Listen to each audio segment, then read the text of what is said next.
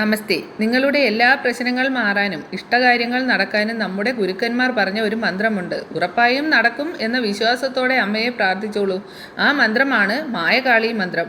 3 ചൊവ്വാഴ്ചകളിൽ രാത്രി 8 മണി കഴിഞ്ഞ് 1 മണിക്ക് മുൻപ് ഈ മന്ത്രം 101 തവണ ജപിക്കുക.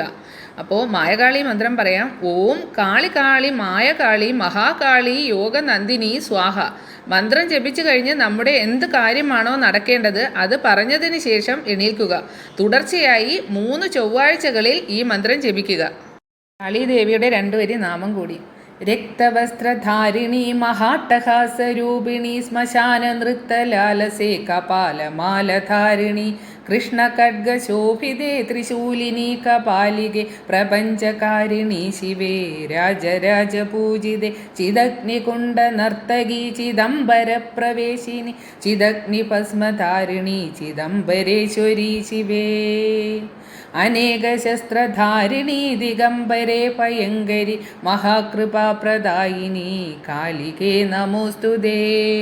അപ്പോൾ എല്ലാവരും നിങ്ങളുടെ നല്ല ആഗ്രഹങ്ങൾ അമ്മയെ ഭക്തിപൂർവ്വം പ്രാർത്ഥിച്ച് നേടിയെടുക്കുക. എല്ലാവർക്കും അമ്മയുടെ അനുഗ്രഹം ഉണ്ടാകട്ടെ.